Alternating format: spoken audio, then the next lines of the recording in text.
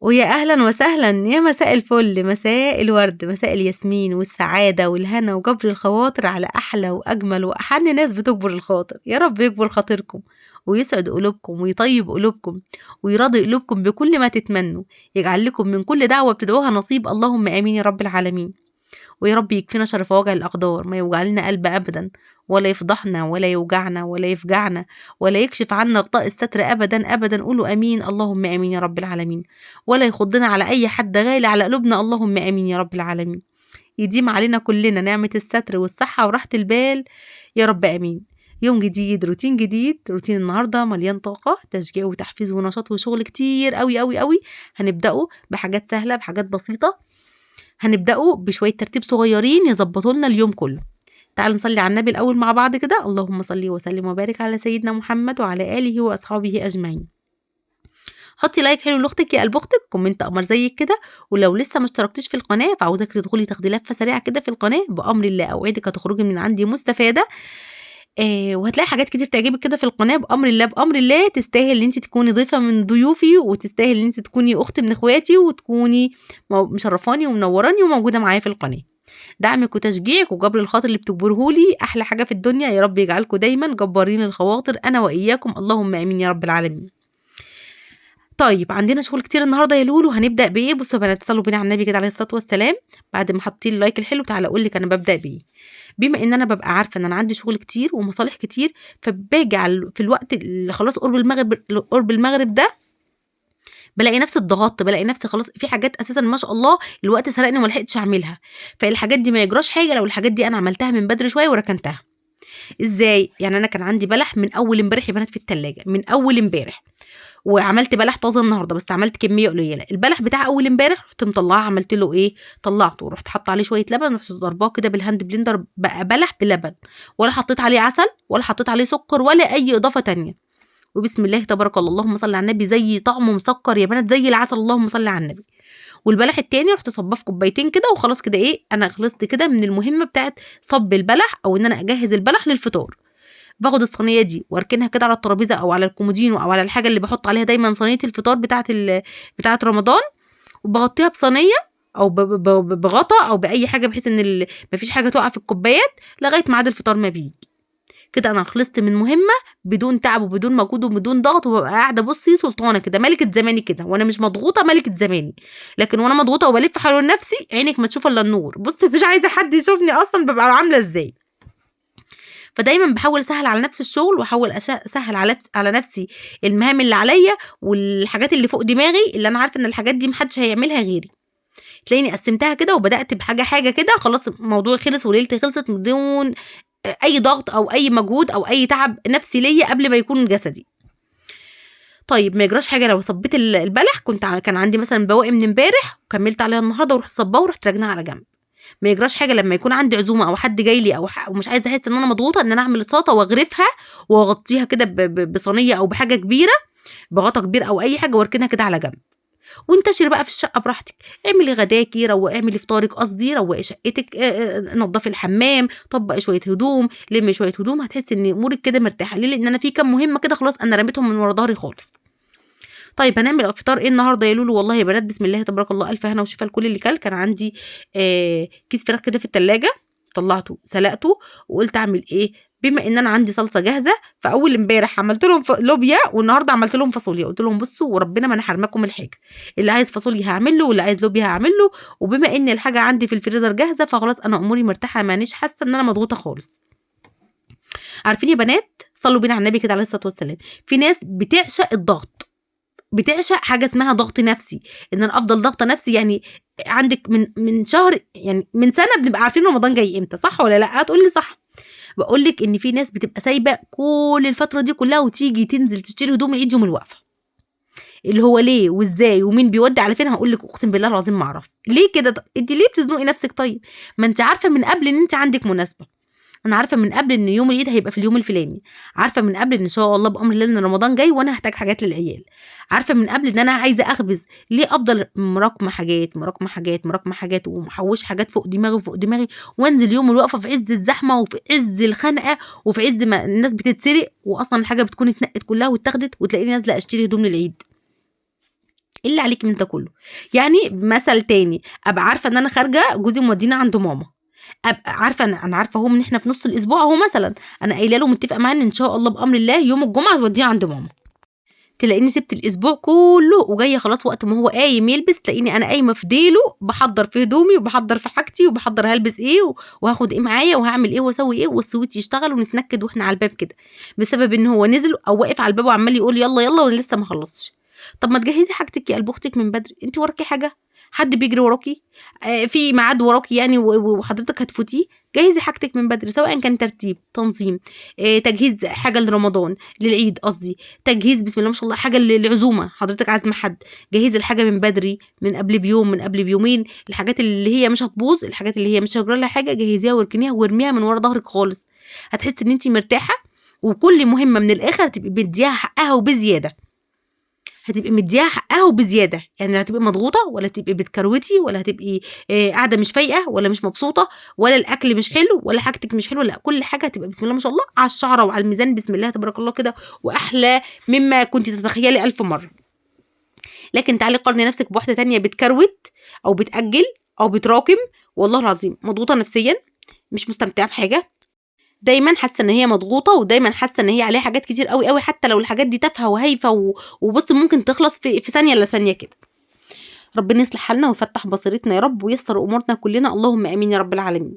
تعالوا بقى خلاص ضبطنا دنيتنا وفطرنا وروقنا على حالنا، نعدي الليلة كده بتمام وبسلام ونقعد قاعدين مستقنيصين كده نتفرج على التلفزيون ولا نقضي مصلحة؟ لأ طبعًا نقضي مصلحة قالوا له طب خلاص يالّا استعيني بالله وتوكلي على الله وقومي بقى إيه، عاوزاكِ تنفضي الدواليب بتاعتِك نفضة حلوة محترمة كده تجهيزًا للعيد. إحنا بنجهّز حالنا وبنضبّط أمورنا وبنلم حاجتنا ومحتاجاتنا كده من بدري، علشان زي ما إحنا متفقين أجازة العيد عايزين ناخدها كده استرخاء زي ما بيقولوا، ناخدها وإحنا مبسوطين وإحنا فرحانين وإحنا مش مضغوطين وإحنا مش تعبانين، مش كل حاجة مكوّمينها زي إيه لمّا تسيبي كل حاجة وتيجي تعملي كل حاجة في يوم واحد. أنتِ بني آدمة وربنا، أنتِ مش إنسان آلي خالص، أنتِ بني آدمة دم ولحم، بتتعبي، بتزهقي، بتتخنقي، تحسي إن أنتِ مليتِ، ما لكيش مزاج تعملي حاجة، فمهّدي لنفسِك كل حاجة عشان ما تحسيش إن أنتِ مضغوطة. فضّيت كده الدولاب يعتبر ما فضّيتهوش، يعتبر رتّبته أو ستّفته أو رتّبته وأنا واقفة كده على السرير، شوية هدوم كده كانوا مكركبين ومدربكين الدنيا اللي هم على الوش دول، نزّلتهم اديتهم تطبيقة على السرير ترويقة على السريع، خلاص كده أنا حسيت إنه دولابي الدنيا راقت فيه. مش لازم تنزّلي الدولاب من فوق من أول حتّة لآخر حتّة تكوّميه كلّه على الأرض، تقعدي يومين تطبّقي فيه عشان تحسي إن أنتِ كده الله أنا كده عملت حاجة. أوقات ناس كتير جدًا بتحس إن هي عملت حاجة وقت ما تحس إن هي اتهدِّت. أنا اتهد حيلي، أنا شِلت الشقة ونكدتها مرّة واحدة، أنا ما قعدتش على حيلي، الله أنا كده أنجزت، لا، لأ خالص، مين قال لِك كده؟ مين قال لِك الإنجاز والشغل والترتيب والتنظيم والترويق بهدِّة حيلِك أنتِ؟ أنتِ كده أنتِ اللي هتتعبي وأنتِ اللي هتملّي واللي جسمِك هيوجعِك وهتحسّي إن أنتِ كل مرّة الشغل تقيل على قلبِك، لكن لمّا أبقى مقسّمة الدنيا كده واضبّط نفسي الفترة دي على الأقل الأسبوع ده ال3، 4 أيام دول اللي أنا هالِم فيهم الشقة، أصحى بدري شوية، معلش نتعب شوية مع بعض كده عشان نرتاح بعد كده، تمام، نتعب مع بعض شوية عشان تحسّي إن أنتِ أنجزتِ بسرعة وخلّصتِ بسرعة، والدنيا كلّها الناس كلّها عمّالة تنضّف وتروّق وتغسل وأنتِ قاعدة برنسيسة كده مع نفسِك، أنتِ قاعدة بتدوّري تحطّي حنة إزاي، بتدوّري تعملي ماسكات إيه، بتدوّري تعملي باديكير، مانيكير، تحطّي صبغة في شعرِك، طب تفردي شعرِك إزاي، طب أعمل له كحكة والّا أعمل له استشوار، أعمل إيه والّا إيه والّا إيه، في الوقت اللي ناس كتير جدًا بتبقى بتلِف حوالين نفسها كده في التنضيفات.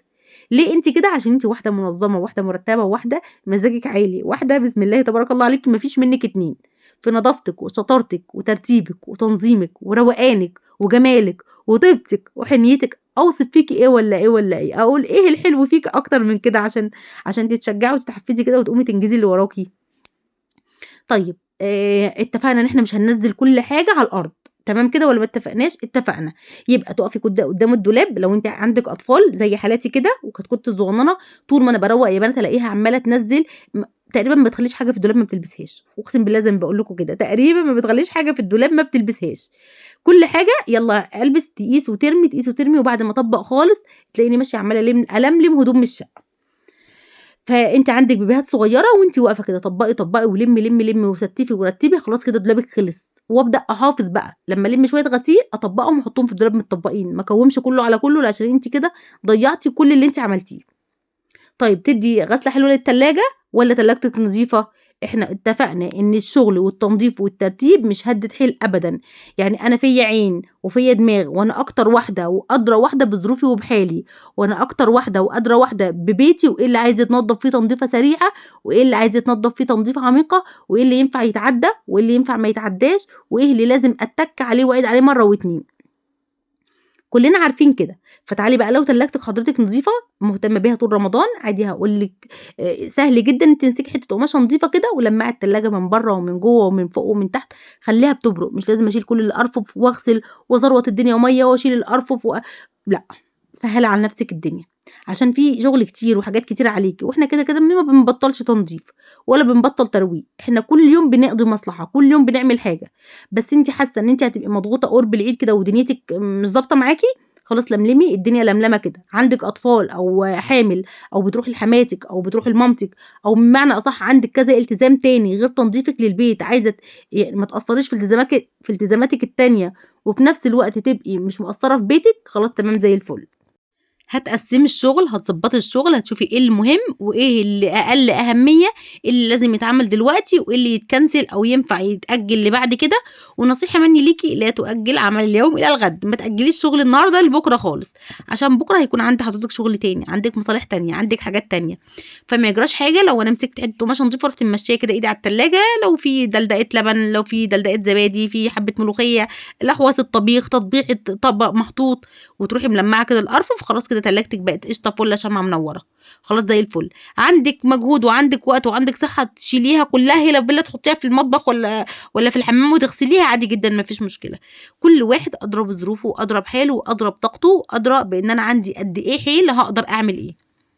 مش لازم عشان هُم كلّهم بيعملوا يبقى أنا أعمل، مش لازم عشان هُم كلّهم قالبين الدنيا يبقى أنا أقلب.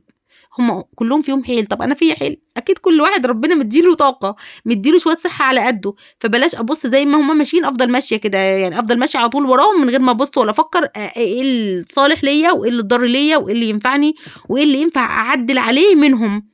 مش كل حاجة لازم تاخديها copy بالضبط، في حاجات تمشي معايا، في حاجات ما تمشيش معاكِ، وإحنا قايلين الكلام ده قبل كده كذا مرّة. أنا هنا بُصّوا ما شِلتش الأرفف، ما غسلتش، ما زروّتش الدنيا مَيّة، يا دوبك بس شِلت بس الأطباق والحاجات اللي كانت في التلاجة، كنت من قبلها بيوم برضه مبيّتة أهو على التلاجة إن أنا هاروّقها، من قبلها بيوم فضّيت كل الحِلَل وكل المواعين اللي كانت في التلاجة، كل الدربكة وكل الزحمة، وقُلت إن شاء الله بإذن الله بُكرة هاكون مخلّصة شغلي من بدري، وهاروح عايدة كده على التلاجة تلميعة سريعة. تلميعة سريعة على التلاجة يعني التلاجة بقت قشطة فُلّة شمعة منوّرة من دون أي مجهود ولا أي تعب.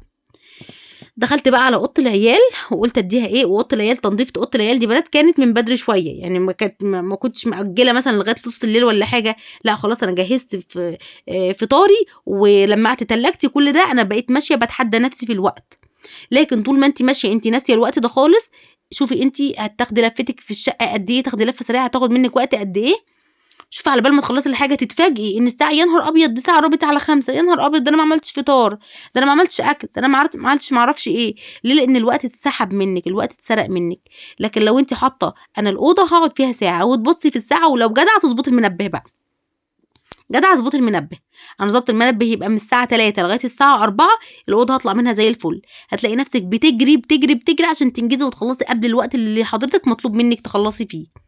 كده تبقي أنتِ تمام، كده هتحسّي إن أنتِ بسم الله ما شاء الله اللهم صل على النبي أنجزتِ مهام كتيرة، أنجزتِ شغل كتير، في وسط كل ده خلاص جيت من بعد المغرب أنا خلاص ريّحت، خلاص ريّحت في إيه، ريّحت في إن أنا ما عنديش شغل تاني، خلاص أنا كده أموري مرتاحت وما عنديش شغل ولا عندي حاجة متعبة ولا حاجة تهِد ولا حاجة يعني ما فيش حاجة عايزة مجهود جامد، ليه؟ لإن الحاجات اللي عايزة مجهود جامد دي أنا عملتها بالنهار، حتى لو إحنا صايمين هتقولي لي لأ الصيام بيتعب، والله يا بنات أبدًا، ده أحلى شغل تشتغليه وربنا يدّيكِ عليه ثواب وأنتِ صايمة. هتحسي إن ربنا مدّيكِ الصحة ومدّيكِ العافية وتحسي إن أنتِ بتنجزي وبتخلّصي شغلِك بسرعة وتخلّصي حاجتِك بسرعة ومش شاغلة دماغِك بالأكل خالص، وهتلاقي نفسِك أصلًا جسمِك بيحرق، وهتيجي بقى على آخر اليوم تفطري البلاحية بتاعتِك وشوية المَيّة وتقعدي تلاقي نفسِك بتاكلي بقى، أنا جعانة، أنا حاسة إن النهارده إن أنا أنجزت، يعني أنا عن نفسي واحدة من الناس اليوم اللي ما باحسش فيه إن أنا أنجزت حاجة، آجي مثلًا على آخر اليوم لأ أنا متضايقة، اليوم بتاعي فيه حاجة ناقصة النهارده، تلاقيني ممكن أبقى بالليل والمفروض إن الليل ده خلاص إحنا ما بنشتغلش بالليل، إحنا خلصنا شغلنا كلّه بدري، تلاقيني بالليل بادوّر على أي حاجة أعملها علشان أنا عايزة أرضي ضميري، أنا حاسة إن أنا مش مرتاحة، حاسة إن في حاجة ناقصة، أنا حاسة إن مش هو ده الشغل اللي أنا باعمله على طول، فما تعديش يوم كده من غير ما تكوني طالعه منه بافاده واستفاده، بمصلحه، بحاجه نظفتيها، بحاجه روقتيها، ان شاء الله ضرفتين مطبخ، ان شاء الله درجين تسريحه، درجين كوميدينو، المكتب بتاع العيال رتبيه كده وستفيه ورتبيه وانت واقفه، او حاولي تشاركيهم معاكي في الشغل. تمام. لو انت ما شاء الله الله اكبر عندك عيالك كتير وتقولي الم ايه ولا اروق ايه ولا ايه ولا ايه، انا عن نفسي من موقعي هذا حابه اقول لك ان اقسم بالله العظيم بسم الله تبارك الله اللهم صل على النبي، في البيوت اللي فيها عيال اللي فيها تنظيف وترويق مفيش حاجه بتخلص. فنصيحه مني لك عشان ما تتهديش ويتهدي حيلك وتحسي ان انت فصلتي ميه ونور وتحسي ان انت مش قادره حرفيا، حاولي تشاركيهم معاكي في الشغل.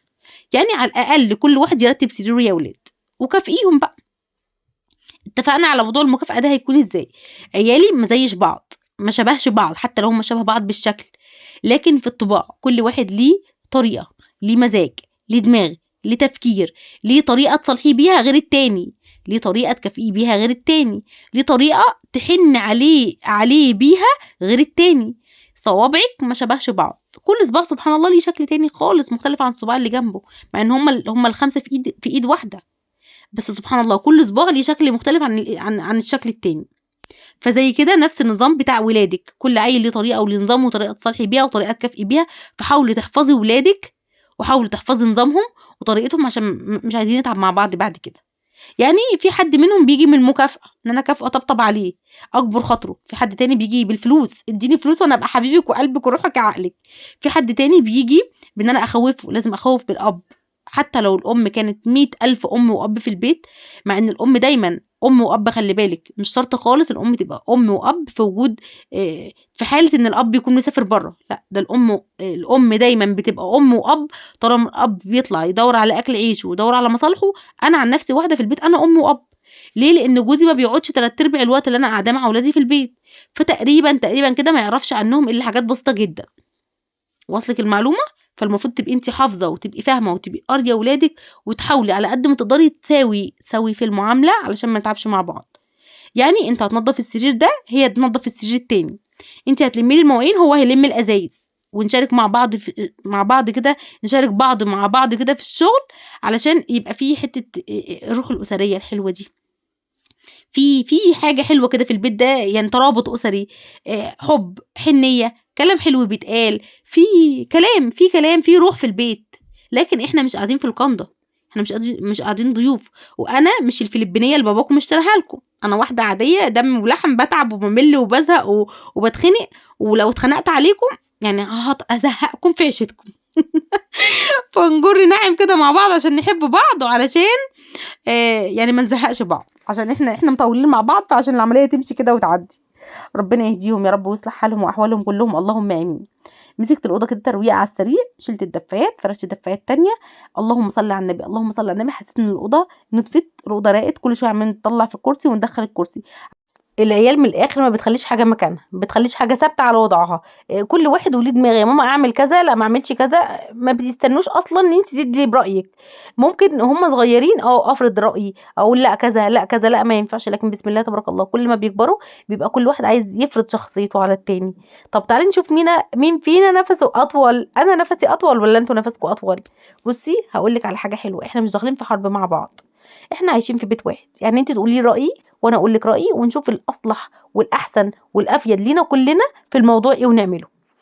الترويقه دي والتنظيفه دي كانت من قبل بيوم يا بنات، ترويقه الاوضه دي عشان بس اكمل الفيديو معاكم، التنظيفه والترويقه دي كانت من قبل الفيديو بيوم. دخلت كده اللي هو اديت برضو يعتبر روتين اخر الليل، زي ما بقول لكم كده، انا حسيت ان انا يومي النهارده لا مش راضيه عنه، او حاسه ان في حاجات كتير واقعه مني، حاسه ان في الدنيا عايزه تتلم، فلملمت الدنيا كده وبقيت نايمه، الله نايمه بالي مرتاح، انا نايمه والدنيا رايقه عندي وشقتي نظيفه وكل حاجه نظيفه، حطيت غسيل في الغساله، وما اكتفيتش بكده وبس، لا قلت همسك الحيطان اروح ملمعها تلميع على السريع. موضوع الاوضه ده يعني ترويقتها وترتيبتها ما خدش بالنسبه لي 5 دقايق، والافضل والاحسن والاحلى والاسهل ليكي لما جوزك يخرج على الشغل على طول وحضرتك قايمه، انت مش هتصوري زي ما انا بصور. انا موضوع التصوير بياخد مني وقت طويل، فبيسحب مني جامد، فببقى عاتله اعمل حاجه علشان انا لسه هرفع الاستاند وعلى الاستاند واظبط الصوره، وعلشان انا اصلا مش بظهر في بوشي. فموضوع التصوير بالنسبه لي صعب جدا جدا، وبياخد مني وقت ومجهود فوق ما تتخيلي. لكن حضرتك هتقومي، انا قمت النهارده من على سرير اهو، اروح ماسكه السرير مرتباه مسوياه، كنسل الارض، تسوي التسريحه، رتبيها في كوبايه شاي كوبايه عصير شاربين فيها من بالليل. الكلام ده تاخديه في ايدك وانت خارجه على المطبخ، الله اوضتك بقت زي الفل كده. وانت خارجه حضرتك تروحي شاده الباب وراكي. حضرتك عايزه تهوي السرير بتاعك، خدي البطانيه وانت خارجه حطيها على الحبل بتاع البلكونه، حطيها في الشباك يا ستي زي حالاتي كده. خلاص الاوضه بقت زي الفل. اقفلي باب الاوضه لغايه لما جوزك يرجع بالسلامه يلاقي مكان نظيف، مش يبقى راجع حضرتك تبقي سامعه صوته طالع على السلم وبتطلعي تجري عشان ترتبي الاوضه، او عشان تروقيها، او عشان تطبقي البطانيه. طب انت حد يعني زقك على نفسك؟ حد طيب مسلطك على نفسك؟ طب ما انت عندك وقت طول النهار. يعني انا لو خرجت من الاوضه ورحت مرتباها ومسوياها كده في السريع، الموضوع هياخد مني وقت؟ ابدا والله. هياخد مني مجهود؟ ابدا والله. ده في ثانيه الا ثانيه الاوضه هتبقى قشطه فله شمعه منوره، وهتبقي قافله الباب ومحتفظه بنظافه الاوضه من اول الصبح، من اول ما جوزك يخرج من باب الاوضه لغايه لما يرجع بالليل. يرجع يفتح الباب الاوضه رايقه. وبرده دي مهمه، بتكون اتزاحت من ورا ظهرك. وخلي بالك مهما ترتبي ومهما تنظمي ومهما تحطي في دماغك ان انت تعملي كذا كذا كذا كذا، اوقات كتير قوي ممكن تجيلك شغلانه في نص اليوم لا بتضرب لي اليوم. يعني انا ماشيه معديه كده لا بيا ولا عليا، لقيت حاسه ان البيبان بتاعه الاوض لا مطبعه من مكان ايدين العيال، حاسه ان مكان بتاع كوبس النور حاسه ان هو لا مسود كده وفي تطبيع مكان ايدين العيال. فالمصلحه دي او الشغله دي ما كنتش حاطاها في دماغي، انا ما كنتش ناويه اعمل كده، بس وانا ماشيه لقيت في حاجه عايزه تتعمل. الحاجه اللي عايزه تتعمل دي هتاخد مني شويه وقت، هتاخد مني شويه مجهود، وما كنتش حطاها في الحسبان. فالمفروض ان المصلحه دي تتقضى مش على حساب مصلحه تانية، لا ده انا هبقى منظمه ومرتبه وادي لكل حاجه وقت قليل جدا. هتلاقي ان الحاجه خلصت وبسم الله ما شاء الله انت جايه على اخر اليوم، قعدتي كده واستقنيتي كوبايه القهوه وكوبايه الشاي وكوبايه النسكافيه بتاعك، قاعده مريحه كده. الله ده انا النهارده مبسوطه بنفسي قوي. تسلم ايدك يا بنتي يا لولو، ده انا روقت الاوضه امبارح ومسحت الحيطان ولمعت الكوبس بتاع النور، وبسم الله ما شاء الله النهارده روقت اوضه العيال وعملت فطار وظبطت دنيتي. فانا كده راضيه تمام الرضا عن اللي انا عاملاه، راضيه عن شغل بيتي، راضيه عن بيتي على الاقل، حاسه ان دنيتي رايقه، حاسه ان دنيتي مترتبه، حاسه ان انا مش عندي حاجات متراكمه عليا، حاسه ان كل حاجه ما شاء الله رايقه واخده وقتها واخده حاجتها بزياده. اولا هلاقي نفسي عندي وقت ابص لنفسي في المرايه، عندي وقت ارن على الاقل على الاقل بالراجل اللي اسمه جوزي ده، اتصل بيه في وسط النهار اشوفه عامل ايه، انت عامل ايه، انت كويس، اخبارك ايه، طب صحتك عامله ايه، طيب انت قربت تيجي، طب هات لنا معاك حاجه، طب ما تجيبناش معاك إيه، انكشي في الكلام مش هتخسري حاجه وربنا. لكن حبل الود لما يبقى في بعد بيننا من بعض كده، الحبل ده بيدوب واحده واحده، ومع الوقت الحبل ده بيتقطع. وللأسف لما الحبل الود وحبل الحب ده بيتقطع احنا للأسف ما بنعرفش نرجعه تاني زي ما كان. ممكن نرجعه تاني شكليا بس قدام العيال، لكن انا من جوه فاضيه من ناحيتك. ليه انت ما بتسالش عليا؟ ليه انا ما برنش عليك في وسط اليوم اشوفك عامل ايه؟ ما بقولكش ازيك عامل ايه، طب انت قربت تيجي، طب اي افيه حلو كده، اي كلمه حلوه كده، اي غمزه حلوه كده، اي ضحكه حلوه كده، تبلعنا المرار الطافح بتاع الايام والغلا والوضع والحال اللي احنا فيه. انت اللي بتخلقي لنفسك حياه حلوه وحاجه حلوه من ما فيش. هتقولي لي جوزي ناشف في الكلام، هقول لك كل رجاله كده. جوزي بيصدني، هقول لك كل رجاله كده. الا من رحم ربي طبعا، في جزء تاني ده مش بتاعنا خالص، يعني ده حاجه تانية خالص مميزه غير كل الناس. بس الغالب والوضع السائد مع كل هو اللي انت بتقولي ده، ومع ذلك ما بنيأسش احنا كستات، ما عندناش حاجه اسمها يأس، وهفضل ازن وراك وازن عليك لغايه لما احس ان الحمد لله الحمد لله راضيه عن حياتي وراضيه عن حالي وراضيه عن طريقتي في الكلام معاه وعن اسلوبي معاه، وفي حبل ود بيني ما بينه كده. مش كل الدنيا هات فلوس خد فلوس، العيال اتخانقوا العيال راحوا العيال جم، لا لا لا خالص. في حاجات تانية احلى واجمل من كل الضغوطات والمشاكل دي، حاجات احنا بنخلقها لنفسنا، لحظه حلوه كده تخلقيها لنفسك تنسيكي هم الدنيا وهم الايام وهم حاجات كتير قوي قوي صعبه والله العظيم. صلوا على النبي كده، اللهم صل وسلم وبارك على سيدنا محمد. حطوا لايك يا بنات، الله يسعد قلوبكم ويراضي قلوبكم بما تتمنوا يا رب، اللهم امين. وكده فيديو النهارده يبقى خلاص خلص، يا رب اكون شجعتك وحفزتك ونشطتك. حط لايك واشوفك على خير، سلام عليكم.